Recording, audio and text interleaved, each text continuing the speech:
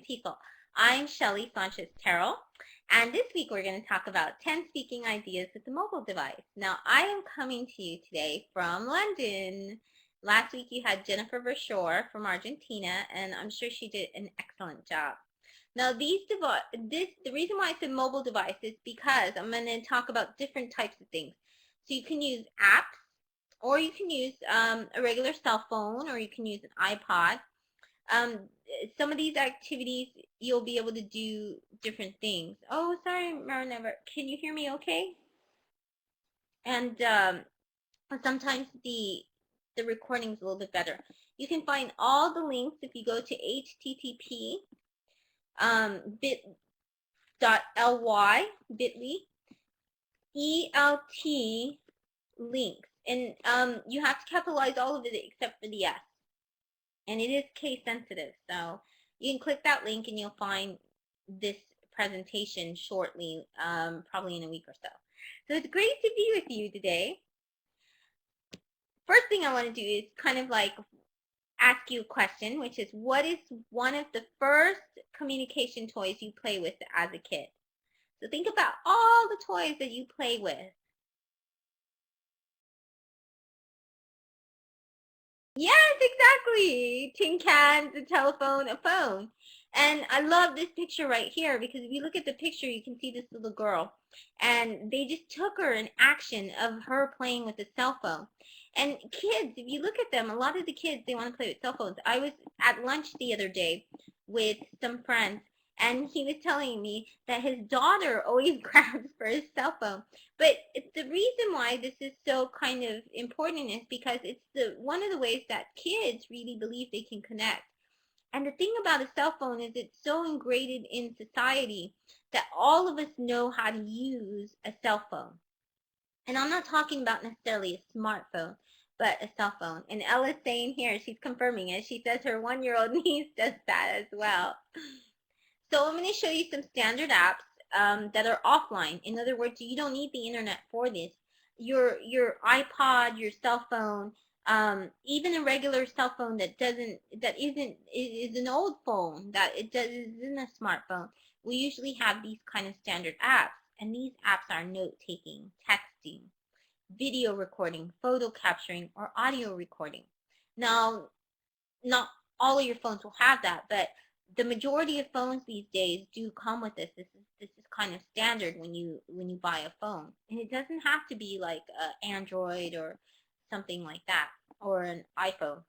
So now we're going to get into the ideas, because I think there's so many things that you can do, and what I hope to answer today is why I think that it's really a good thing that you do this with a mobile device. So in other words, you may have the question in your mind, well, why wouldn't I just do this lesson regularly? Well, I hope to answer why it's good with the mobile device as well. So idea number 1 is who I am. And so the idea is that each student, and you choose the category. So the category could be a favorite food, it could be a place to travel. You could let them decide. You can say, what is your favorite? And then they do this. And so this is what they think about. So it's easy grammar. You're talking about favorite things. You're talking about the phrase, my favorite thing is. And so you can teach all of that as well. And then the students record themselves reading it. And the reason why I said that is because, like, a lot of these, if you look at the iPod, I'm going to go ahead and show you right now. It's quite easy to record with these devices, and we hardly use the recording function of our mobile devices. So I think it's something that we should be using, because it's a really great thing that we can have. So I just go to voice memos on my iPod, but in your Android it's going to be something different, okay? In your BlackBerry and other devices it's going to be different, okay? And then I can just press record, and then I can easily say my favorite food is lahana domalis, which is actually a Greek food. But anyway, I have that recorded and stored on the phone. And so the idea is, then after they record themselves doing this, you get a bag and you put all the devices in a phone, And then the students reach in, they grab the device, they listen to what the favorite is, and then they find the person. They find the person who they match the voice. You can do this with you can do this if with bring your own devices, if you have them bring their own cell phones into the class. And I really think that's a really great idea, because when you have them bring their own devices, then you show them that learning is all around them. They can take that home as well. And once they have it recorded, then they can do different things with that recording, and you have an authentic recording material. So that's who I am. And they think it's fun. When they reach out and they listen, and then they have to find their friend who said that, they can say, oh, I think it's Ricardo. Ricardo, his favorite thing to do is to watch race car driving or something. And then they get to know about each other as well. The second idea number 2. Now, these are all things to get them to speak to each other. And then what they'll do is, of course, they record the listening and the speaking, but they also do the recording and the speaking when they go to each other and they say, hey, Ricardo, are you the one who is this you? Are you the one who likes to do this? Oh, that's a very good question. So a lot of these things, Samara Nava from Paris says, for older kids, would they be willing to let someone else use their phone? Yes. Yes, they would, if you tell them what the activity is, because it's fun and they get to move around and they like it. But the other part of it is that we have to make sure that we ask, it's a good question, because we have to make sure that we ask parents. We have to make sure that they're okay with us using this. Now, you don't have to use the internet for this. You don't have to use, all you're using is the recording, and that's it. Yes, very good, Helen. They like showing them off, yeah. Okay, so idea number 2. I did this with my adult students. So that's the precondition of these activities, is that you have to have, the students have to have phones or mobile devices, some sort of recording. You can do it with a digital camera as well. All of these activities I've done with digital cameras that record movies as well. So if they have that, you can have them bring it in. So idea number 2, a laughing diary. So what they do is, for a week, students record with their device something that made them laugh. I did this with my students. I actually made a chart and it said like what it was.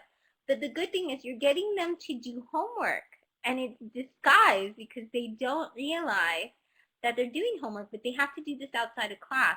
And they can use anything, and that's the idea, is they take their, they can use whatever they can record their voice with is what they use, and they bring it into the classroom. And then you can talk about different things that make them laugh. So somebody might have laughed because maybe they saw someone slipping and falling.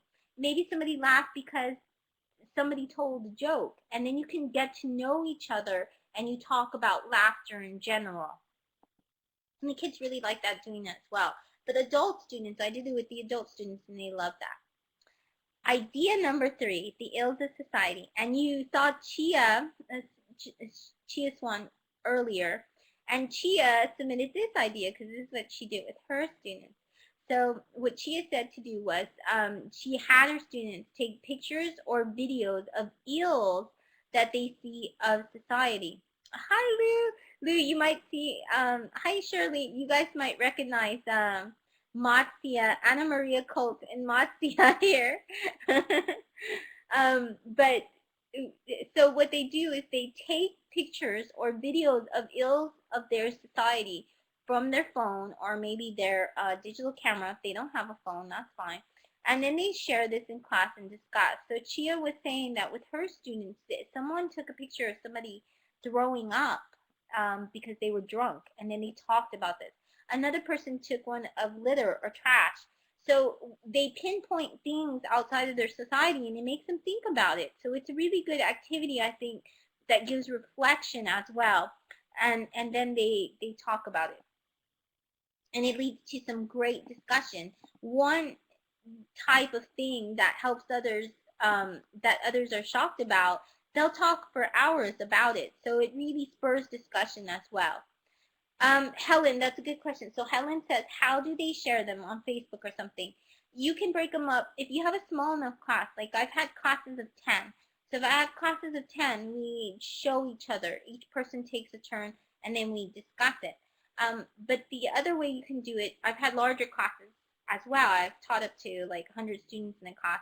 What I do is break them up in groups of 5. And then if you have groups of 5, then they would share the 5 things that they found there, and that generates a lot of discussion. And then you just walk around, and then you can provide feedback afterwards. Idea number 4 is jigsaw. And I got this from the cooperative learning ideas. And jigsaw, you'll probably be very familiar with. You cut up lines of a story, a paragraph, or a poem. So you can take any kind of reading, even the reading from a textbook, or a reading that you want them to have, an article or something like that, and then just cut it up. Give each student a sentence, and then they record that, and it should be something that they have to give some kind of intonation, and this is a great way to practice intonation for students. So in other words, if it has an exclamation mark, then they should use the intonation to express that. And so you want to get the students so you can practice with them and you can teach them intonation. Then they record these with the right proper intonation. And then they walk around and they piece it together. Now, for this one, you might say, well, why wouldn't we just, do that as a regular lesson? Why do we need to do it with a recording device, with a mobile device? Well, no, Sophie, that's a good idea. Do they have to read the whole thing first? No. Actually, they don't read the whole thing first. You should chunk it to where they can have clues of what the intonation would be. And then they walk around, they piece it together, and in the end, you have this great audio you can upload. The great thing is when you record with a mobile device like this, you can upload it to the computer, and then you would use this all you would put this all together on, for example, the computer, and then you have all these different voices reading the story. So the passage that's in the textbook becomes much more interesting. So I think this gives a different spin to the jigsaw idea. Well, idea number 5, stories of our cities. And so what the students do, and I actually did take this in Hawaii. I was this wonderful place that I visited of an artist, and he did these great designs on surfboards. And so students go to places where they had a memory, maybe growing up, or maybe when they were younger, or somewhere where they have a very fond memory of, and it's anywhere around their city. It could be a building, a monument, a park, a tree, somewhere that they really just cherish. And what they do is they tell you the story that is related to that particular event, just like I told you today. And they record that audio, and then they also take a picture of it. So I took the picture, and then I told you the story behind it. And then what you can do is you can create a map, like a Google map, or you can just create a drawn map. And then you can put QR codes, and the QR codes will link to their story. So every time they click on that QR code or they scan it, they'll hear another student's story. So you get the listening as well, but you get them doing the speaking of the memory that they shared. Now, the great thing about this kind of a lesson is that it gets students to learn about each other, but it's very personal for them, and they really get excited about this. I saw a whole entire town called Bakersfield, and they did this. It was an interactive map that they did, and it was really great because they were telling things about the past. They shared pictures, and then they shared stories in this interactive map, and it was about things that were cut down, like the drive-in that didn't exist anymore, or an old shop that didn't exist anymore, and the people really loved talking about it. You can use an app like Voices, and if you use Voices, you can actually upload it, and people can go visit, and they can hear your story. So that's even cooler. Idea number 6, radio jingle. Now, you can do this with any kind of pretty much activity. Basically, the students work in pairs, give each pair an object, and then instruct them to reinvent that object. So what I've done in the past is I've used like a pin, and I give them a pin and I say, this is not a pin. This is a different kind of pin. This is the kind of pin that does something. What does it do? In the past, I've had where they have something like where they say it it saves the environment, or it records audio and then it transmits, or they come up with different things. But the goal is that you give each pair a different kind of normal object, like a safety pin. Well, what is that safety? They have to reinvent that object. That object has to have anything that they think it can have. And it could be superpowers as well. I mean, it doesn't have to be like realistic. And then after they reinvent this object to do something else, then with their mobile device, they create a radio jingle advertising what the object can do. So they just record the radio jingle. And the reason why I say radio jingle is because then everybody is forced to listen to it. You can do a video as well if you prefer, but I think this would work as a radio jingle as well. And it's supposed to meant to be 30 seconds because that's what radio commercials are like. Idea number 7, if these things could talk.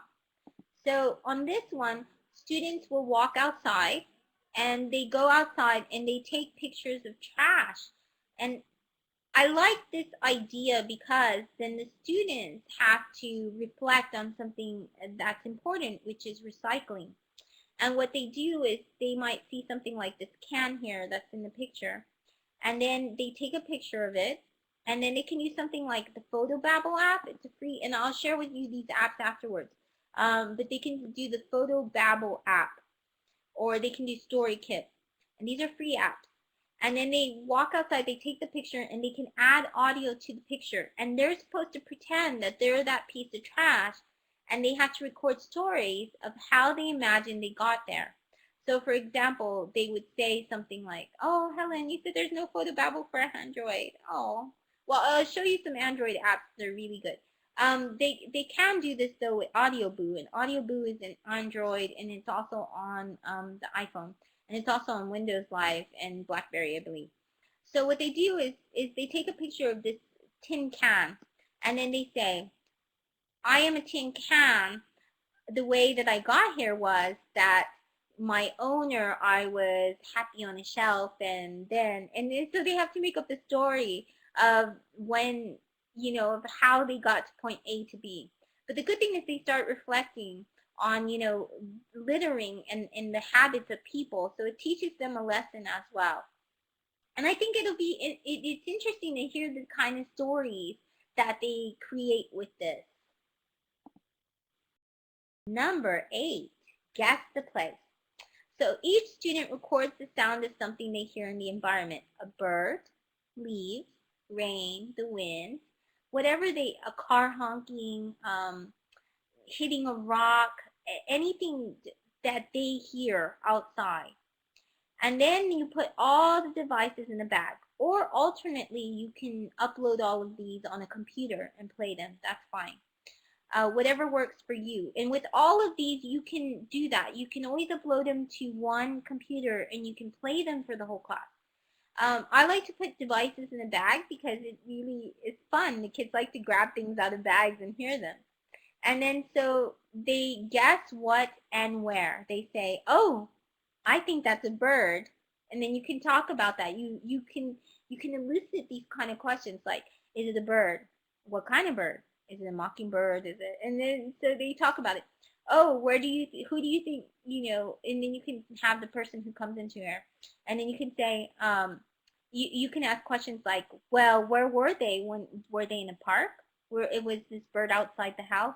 And so they come up with the context behind that vocabulary word. So it's easier for them to learn about it because they have to picture the context that comes with it. And a lot of times we have activities and it doesn't come with that kind of context. And then afterwards, to take it a step further, they take the sound that they had and they incorporate it in a poem or in a story or in a song or something like that, in a movie, in a video. Now number 9, and we're gonna wrap up pretty soon, but we're gonna see some really cool apps, and Rakesh is gonna jump in here in a little bit. Number 9, conversational analysis. Okay, this is something I learned from my writing, and so I'm doing this with caution and warning, but it was such a great learning experience for me that I thought it's a great activity for my students as well. And so what they do is they record a snippet of conversation. I don't know the legal implications of this, but it's only a snippet. You don't tell the people, you don't tell the person. And the reason why we did this was because when you're writing, it's a good way to see how real dialogue works.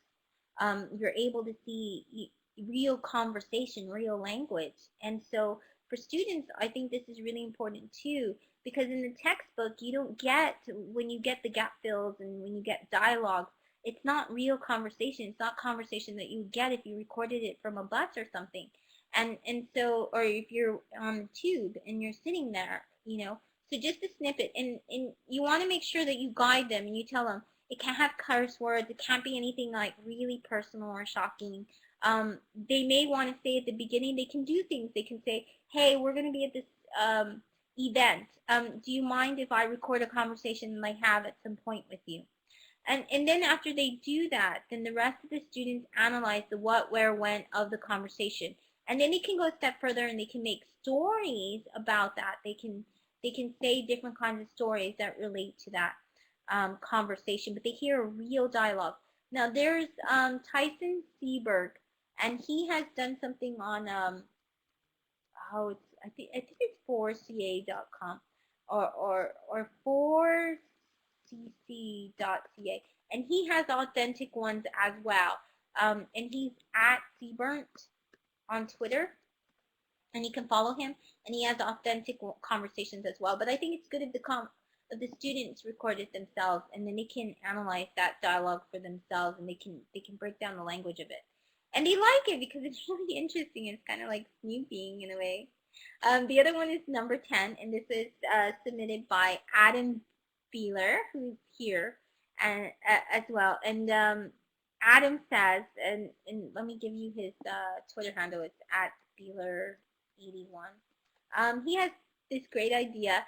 Students review an app in pairs or groups, okay? And they could be any kind of apps. Like if you have a bunch of apps that you want to test in class, then what you can do is you can have them all tested out. This is a sneaky way of having them tested out. So they test out the apps. They say the pros and the cons, what they really like about it, what's bad, and they can do a video to present the app. They can do Prezi because Prezi is on. You can use Prezi on like an iPad. I don't know if you can do it with Android though. But any type of presentation software you have, you can actually have them created here as well. So then they use that, and they oh, I'm getting another app. Sorry.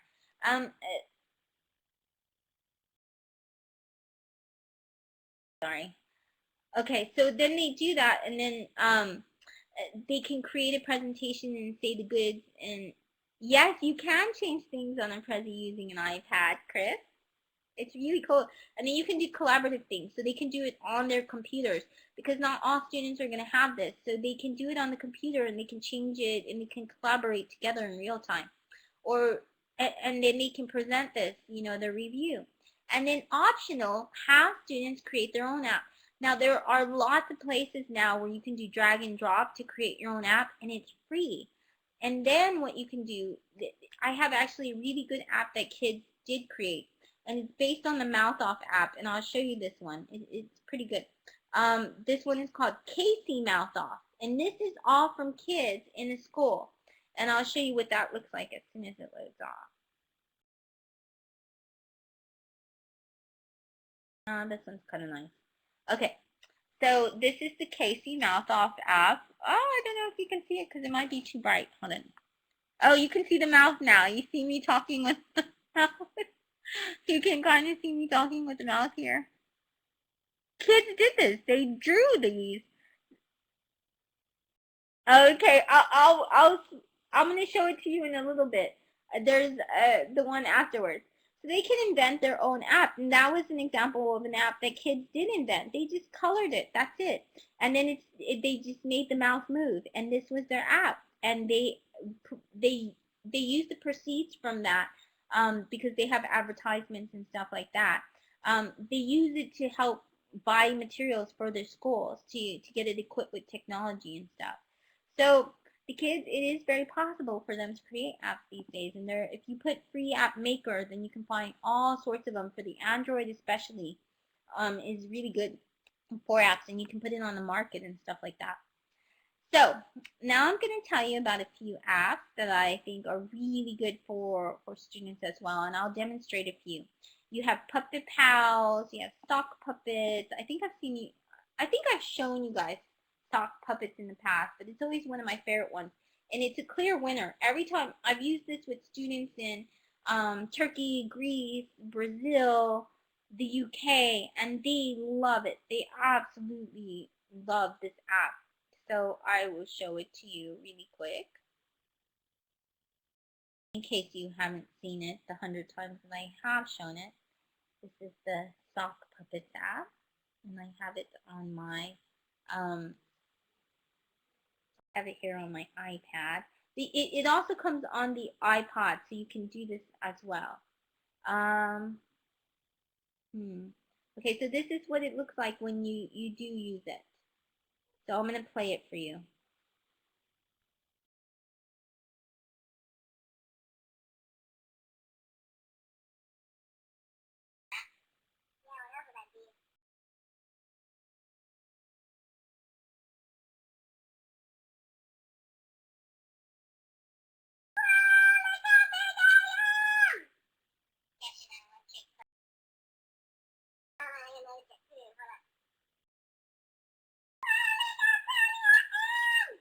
Well, you get the idea. So they make these sock puppets go ahead and talk and stuff. So it's a really fun app to use. There's another app called Phrase Party, and I will demonstrate that app as soon as Rakesh comes. So Rakesh, you can come now. So you can demonstrate my app, Rakesh. But there's another app as well while Rakesh is coming. And this one is the Tom and Ben news story. You will love this app. But before I do that, okay, Rakesh is going to help me with this one app. Okay, try me. I'm not very good. Okay. So this one is called Phrase Party. It is, let's see, this app right here. Okay. So Phrase Party. And then you can pick categories. Now, some of the categories are too difficult for kids. Too difficult for students. Far too difficult for me. Yeah, so what we're going to do is it's called Phrase Party. And I'm going to go ahead and I'm going to pick a category. I'm going to do the classic setting, and you can do everything. If you have advanced students, you can do everything. But I wouldn't do that. What I would do is I would change the category. They have entertainment, science, world, food. Let's start with food because food is easy. Okay, so what you do is basically the word comes out here. And when it comes out here, then I have to describe the word that I have to Rakesh here. And then Rakesh has to figure it out. You have to come in. They have to see both of us. That's the idea here. Okay, so here we go. And then maybe you can guess the word as well. I'm sitting here looking admiringly at you. Okay, I'm going to start. There's two teams. Okay, it is so I have my word now. 2 words. It's not summer, it's a different season. It could be winter, autumn, spring. Yes, that's the first word. I'm really thirsty. I just jogged and I need to drink some water. So you need to put together. Spring water. Yay! Yay! Okay, did you guys get that? Yeah, okay, now it's Rakesh's turn.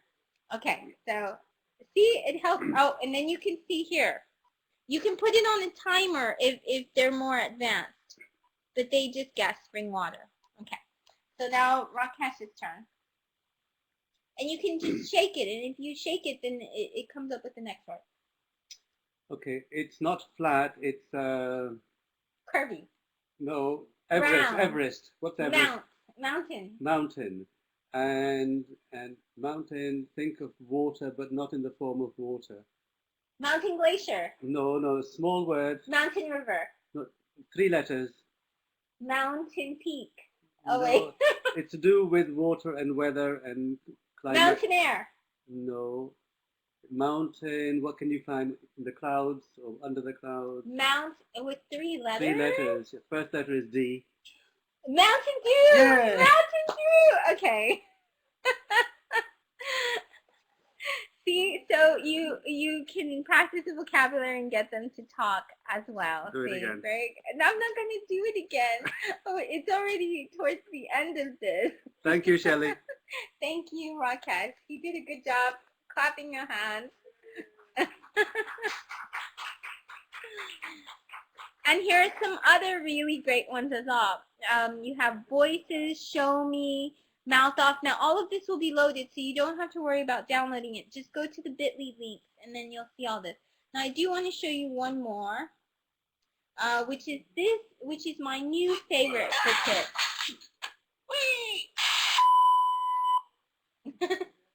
It's a funny app. They're always doing funny things. But you can get 2 people to talk now. So you have Ben the dog, and you have Tom the cat. It also comes in the iPod, and you're going to love this, Helen. It comes in Android as well, Helen. So you will love it. Okay, so then what happens is that the students, they act as news reporters. They're at a news desk, and then they can make each of them talk. So that's what we're going to do right now. And actually, Rakesh, if you come back, then you can help me. Rakesh, if you come back, then you can help me. And now a word from our sponsor. Okay, so if you get the free version, the bad thing is that you get these lots of sponsors. But basically, it takes this mocking kind of thing that kids like to do. And so kids can actually do this one. But now it's going to repeat everything that I said. Well, Thomas, come here.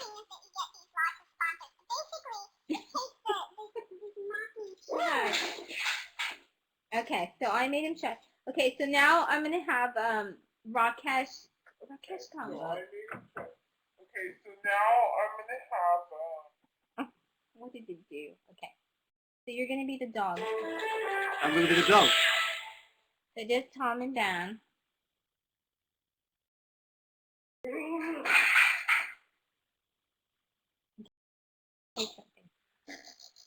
You are a wonderful trainer, Shelley. Wonderful trainer, Shelley. So see, it's both of them talking together. And that's why I like this app. And that's why I like this app, because before you just had the talking Tom, and so you could only get one person to do it. But if you do this one, and it's free, it's called Talking News. So if you do that, and it's on Android as well.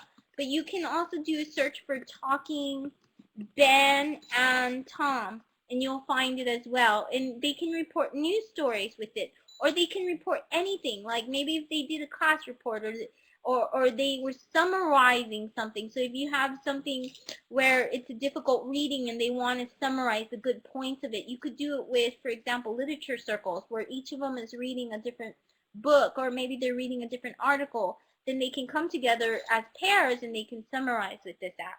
So these are all the wonderful apps that I am showing you, and the ideas. I hope you had a really good time. That's what the talking Tom and Ben. This is Ben, and this is Tom the cat.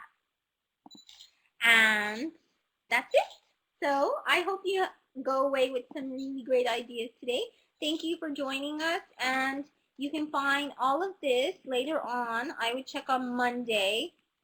bit.ly/ELTLINK, and all of that capital S, and it is case sensitive. If you click right now, you'll find all the resources from previous before.